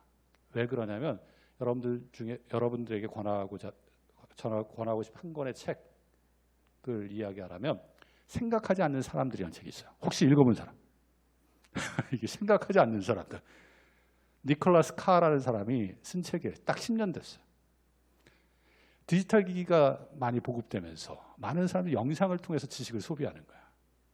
그리고 디지털 세계를 살아가면서 그런 영상 문화가 많아지다 보니까 편리하게 정보를 쉽게 접할 수 있는 그러한 혜택을 우리가 누리게 되는데 이런 혜택 이면에는 우리가 치러야 될 대가가 있다는 거예요. 그 책의 메시지는 뭘까요? 바로 생각하지 않는 사람들이라고 했잖아.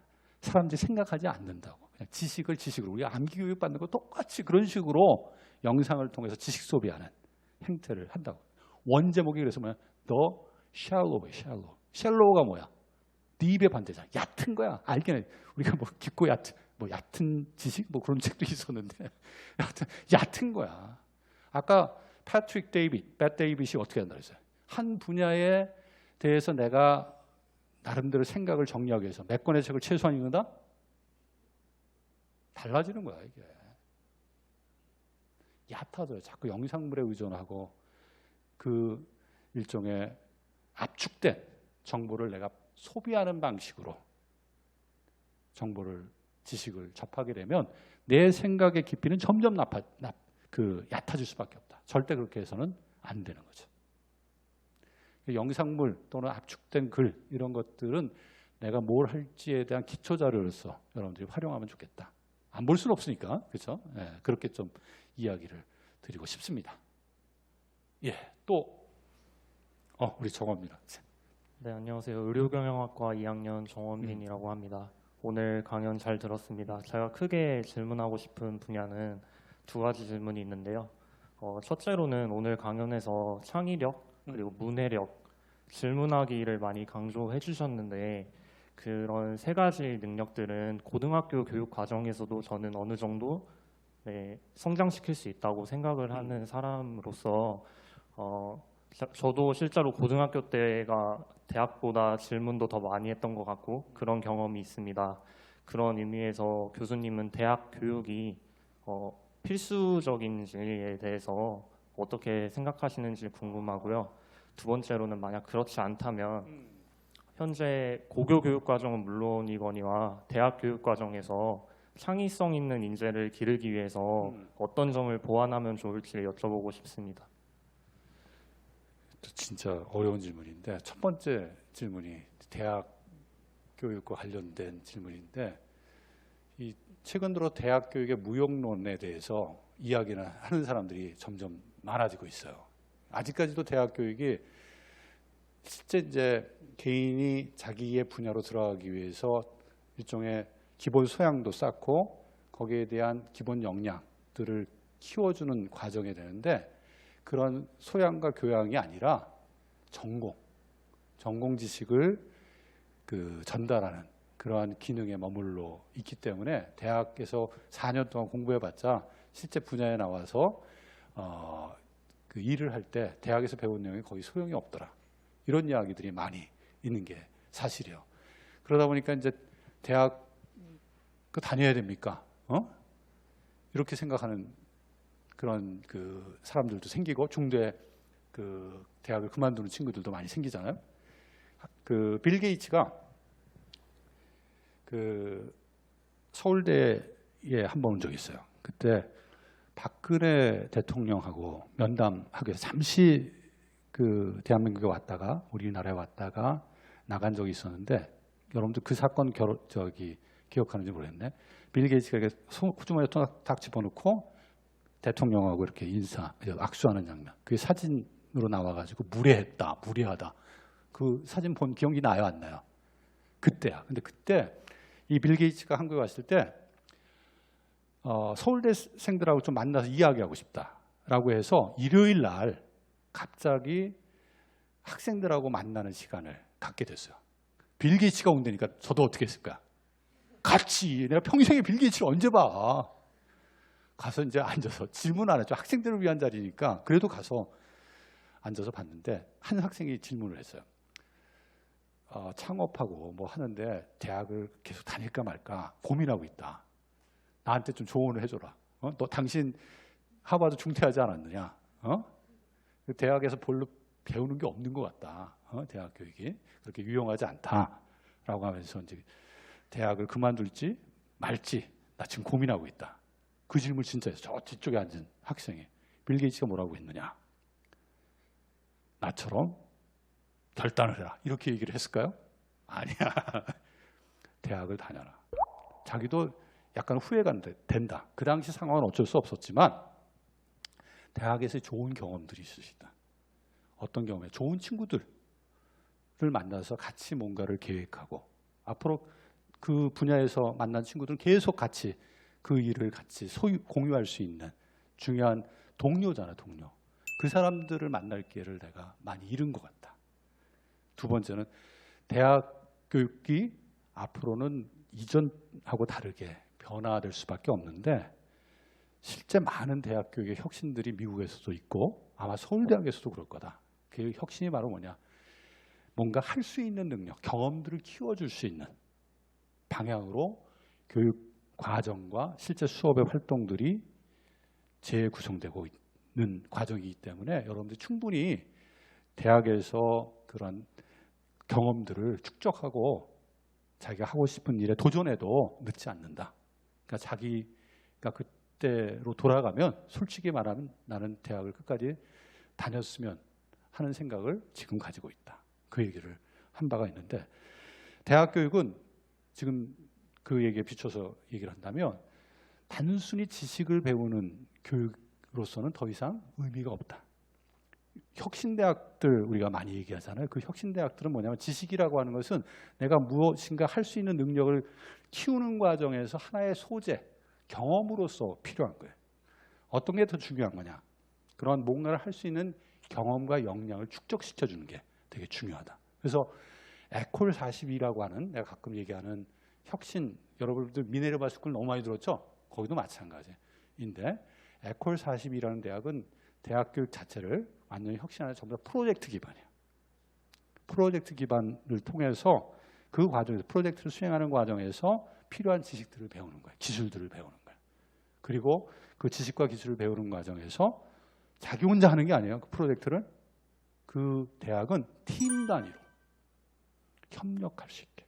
앞으로 여러분들이 나아가서 직면할 문제는 혼자서 해결할 수 있는 문제가 아니에요. 그걸 넘어서 이제는 융합교육 우리가 강조하는데 그 융합교육은 이제 개인이 여러 가지 그 문제들 여러 가지 각도에서 볼 수 있는 그러한 능력을 키우기 위해서 우리가 강조하는 거죠. 근데 그것만 갖고는 안 돼 이제는 내가 봤을 때는 협력 그래서 소통과 협력이 그렇게 강조되는 거예요. 그 에콜 42는 아예 모든 교육 과정의 활동들을 혼자 하는 게 아니라 같이 다른 배경을 가지고 있는 사람들끼리 하는 활동으로 운영을 해요. 많이 변하고 있어. 오늘 아까 얘기를 우리 가천대 그 보직 교수님들한테 들었는데 P학기라고 해서 프로젝트를 할 수 있는 학기들을 마련을 해서 일단은 기본적인 내용을 배우고 그것을 실제 문제 해결에 적용하는 그런 활동들을 많이 한다고 그러는데 상당히 중요한 거예요. 미국 대학에서도 이제 그런 변화들이 실제 많이 그 대학 교육 혁신과 관련해서 이루어지고 있고 서울대학도 지금 그래요. 우리 학과도 똑같아요. 지식은 뭔가를 하는 과정에서 내가 경험을 축적하는 과정에서 일종의 경험의 한 부분으로서 받아들이는 거고 더 중요한 것은 실제 장면에서 내가 뭔가를 할 수 있는 역량을 키우는 거다. 그 역량을 키울 수 있는 방향으로 대학 교육이 변화되기 때문에 그런 과정에 적극적으로 여러분들이 참여하고 찾아가고 만들어내고 하는 그러한 그 노력을 대학 내에서도 같이 하면 상당히 의미가 있을 거다. 그 다음에 두 번째 질문이 뭐였죠? 창의성 있는 인재를 만들기 위해서 교육 과정이 보완해야 될 점이었습니다. 창의성은 아까도 얘기한 것처럼 창의성은 기본적으로 그 분야에 오랫동안 의도된 자기 노력, 몰입 경험으로부터 나오는 거거든 사실은. 그렇기 때문에 우리 대학에서 아까 이제 보니까 12주까지는 기본 학습하고 4주 이제 프로젝트 경험을 쌓고 이렇게 하는데 긴 호흡에 한 과제를 가지고 한 문제를 가지고 4주만 하는 게 아니라 한 학기 또는 1년을 도전해 볼 수 있는 그런 경험들을 학생들이 대학 교육을 통해서 갖도록 하는 게 되게 중요해요. 그래서 서울대학도 그냥 한 학기가 아니라 이걸 두 학기로 연장하는 거야. 두 학기 동안 깊이 있게 긴 호흡으로 뭔가를 해볼 수 있게. 왜냐하면 짧게 끝내는 문제들이 우리가 직접 나아가서 보면은 그렇게 많지 않거든요. 머리 싸매고 2년, 3년, 4년, 5년 막 같이 노력해서 해결되는 문제들이 되게 많고 그 긴 호흡으로 지구력 얘기했잖아. 끝까지 포기하지 않고 다양한 도전을 해볼 수 있는 경험, 기회들을 대학 교육 내에서도 가질 필요가 있다. 그래서 창의성 교육 뭐 다르게 뭐 새롭게 기발나게 아이디어 내가 뭐 이런 게 아니야. 이거는 정말 깊이 있게 그 부분에 고민해보고 뭔가를 만들어내고 한 경험을 줘야 되는데 그건 짧은 경험 갖고는 안 된다. 그래서 대학 교육이 만약에 바뀐다면 좀 긴 호흡의 어떤 그 문제들을 그 같이 그 확인해내고 해결해가는 그런 경험들을 축적시킬 수 있게 해주면 창의 교육이라고 하는 것도 사실은 그렇게 어렵지 않게 우리가 대학 내에서 실천할 수 있다. 충분히 지금 그렇게 노력하고 있는 것으로 알고 있고 그 방향으로 많이 가야 될 것으로 저도 생각을 해요. 네, 여기까지 우리 정원민 학생 질문에 대한 답을 마무리하도록 하겠습니다. 또 혹시 질문? 질문이 정말 어렵습니다. 이거 오늘 내 강연 내용 가지고 질문할 줄 알았더니 역시 되게 고민이 많은 것 같아요. 아까 내가 얘기할 때 자꾸 다른 각도에서 나름대로 생각하지 않았나 생각이 드네요. 네, 안녕하세요. 저는 조경학을 전공하고 있는 문재희라고 합니다. 이제 앞서서 답이 조금 된 것 같지만 더 구체적으로 한번 여쭤보고 싶은 게 있습니다. 저 같은 경우에는 더 배우고 싶은 게 있어서 대학에 진학을 했다고만 생각을 했습니다. 하지만 오늘 강연도 듣고 생각을 잠깐 해보니까 저는 무엇을 배우기보다는 오히려 대인관계를 좀 더 쌓고 그다음 대학 생활을 좀 더 길게 가져보고 싶다는 생각이 들어서 대학교를 진학하게 된 것 같습니다. 그래서 이제 대학교에서만 느낄 수 있고 배울 수 있는 것이 있다면 무엇일지 여쭤보고 싶고 더 구체적으로 어떤 것을 경험해야 하는지를 몇 가지 제안해 주실 수 있는지 궁금합니다. 네. 그 대학에서 공부는 이제 학과 공부도 있지만 삶 공부도 있는 것 같아요. 살아가는 공부. 지금 우리 문재희 학생이 이야기한 것처럼 다양한 사람들하고 만나서 그 사람으로부터 배우는 공부. 지식을 배우는 게 아니라 그 사람의 지혜를 배우고 그 사람의 생활을 배우고 그 사람의 관심을 배우고 이런 것도 되게 중요하다라는 생각이 들어요. 이 대학 보면은 학생들이 학과 수업만 왔다 갔다 하는 경우가 되게 많아. 여기 있는 학생들은 전혀 그렇지 않은 것 같아요. 다양한 대학 내에 그 프로그램들이 있다는 거 다 알잖아요.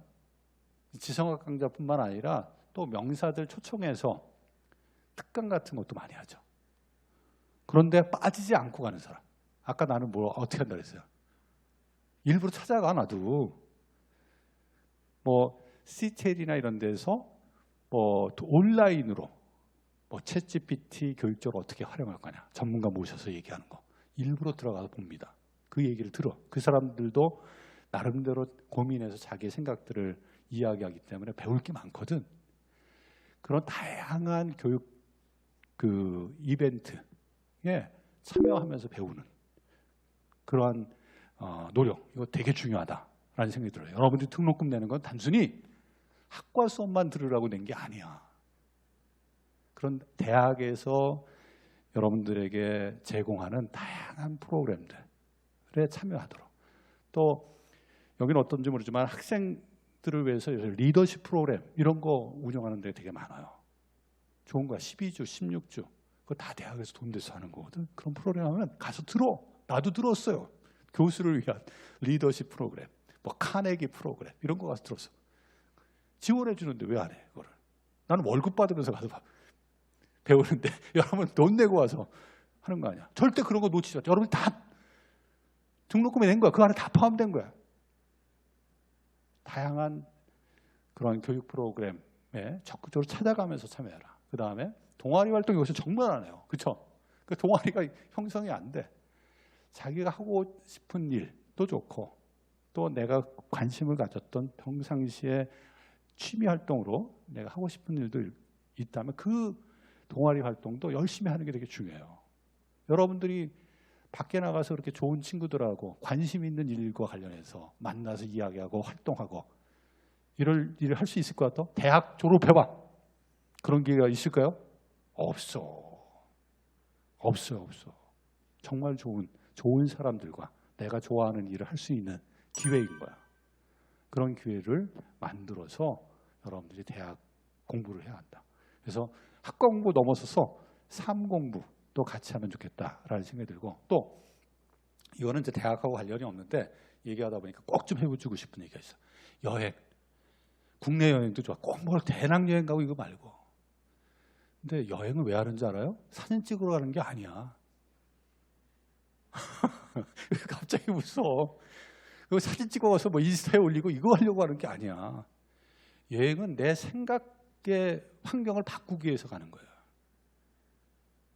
그래서 어디 가서 그 동네에 맛집도 가보고 그 사람들이 어떻게 살아가는지도 보고 그 소위 말해서 생활체험 비슷하게 삶에 대해서 한번 느끼고 오는 거야. 그래서 내 생각이 변화될 수 있는 경험을 축적하고 오는 게 여행이에요. 개인적으로 저는 지금 코로나 때문에 못하지만 혼자 여행하는 것도 좋아해. 사실 다음 주에 내가 제주도에 특강을 하러 가는데 이틀 일찍 가요. 일부러. 왜 갈까요? 사진 찍으러 갈까요?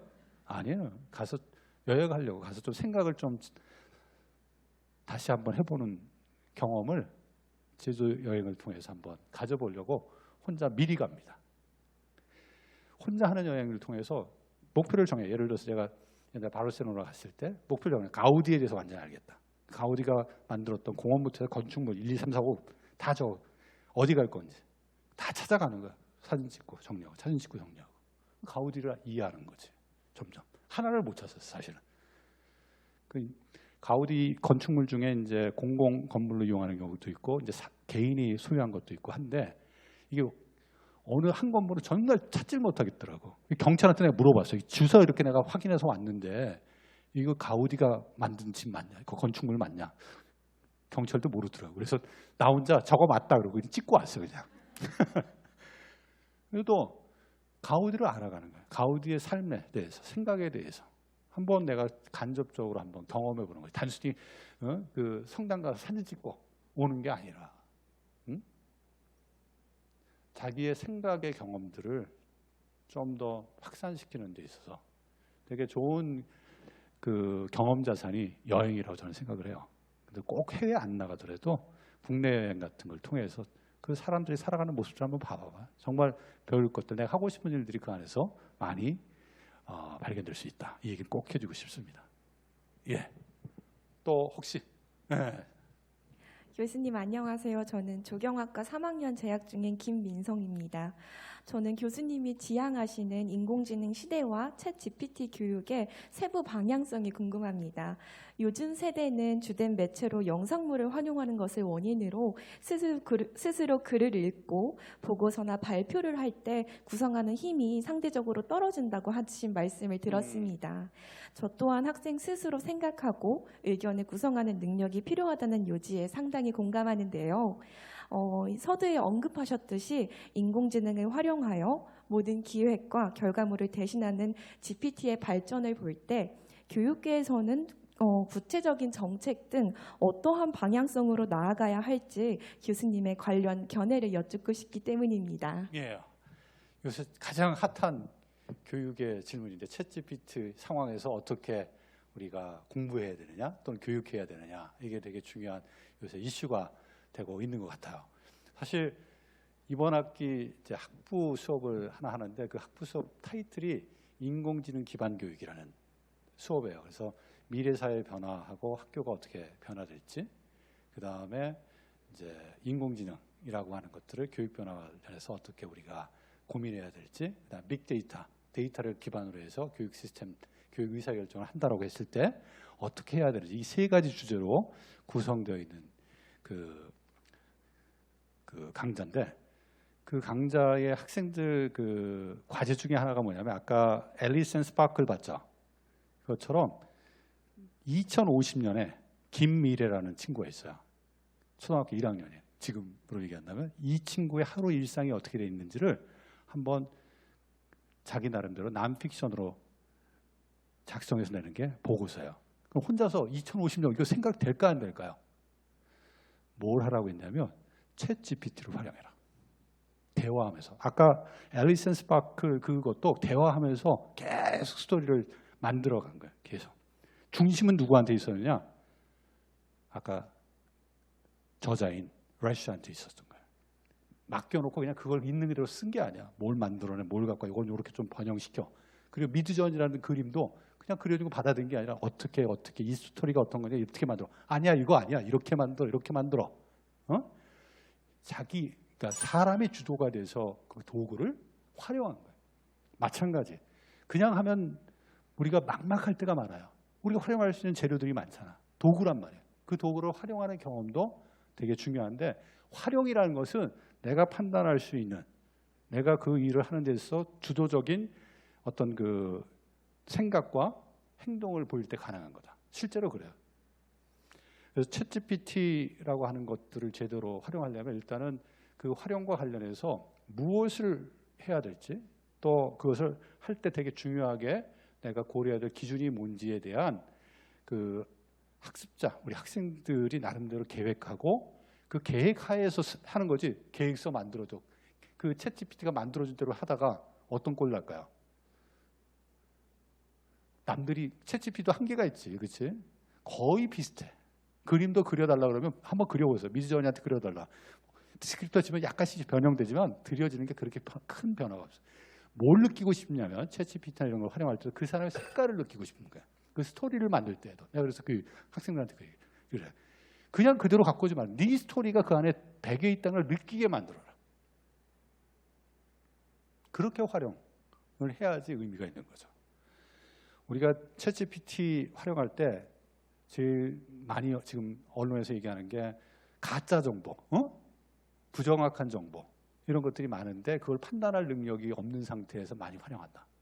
그게 이제 그 챗GPT를 예를 들어서 공부하는 과정에서 활용하는 주체가 그 주체성을 갖고 있지 못할 때 생기는 문제라고 할 수가 있는 거거든요.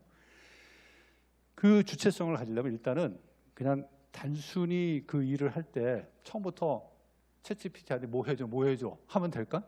안 되는 거예요. 내가 뭘 할지 내 그림 먼저 그려져 있어야 돼. 그 그림을 가지고 그걸 구체화시켜주는 과정이어야 돼요. 절대 그렇지 않으면 그 챗GPT를 활용한 그러한 공부의 경험이, 교육의 경험이 그 사람의 자산으로 또 앞으로 도구를 활용할 수 있는 능력으로 전환되지 못한다. 그 원칙을 어떻게 만들어야 될지 지금 상당한 논의들이 있는데 그런 것들이 앞으로도 대학 교육 내에서 진행될 거고 챗GPT 못 쓰게 할 이유는 사실 없어요. 그걸 막는다는 거는 말이 안 되는 거예요. 그걸 어떻게 활용할 수 있는 경험, 그것을 활용할 수 있는 역량을 키울 것이냐에 더 집중해야 한다. 시간이 거의 다 된 것 같습니다. 혹시 질문 있나요? 지금 시간 관계상 다 된 것 같고 오늘 우리 그 가천대학교 학생들하고 1시간 반 정도 같이 얘기를 했는데 너무나도 나도 생각하면서 좋은 배움의 어떤 시간이 아니었나라는 생각을 해봅니다. 여러분들이 챗GPT보다 어때야 돼? 더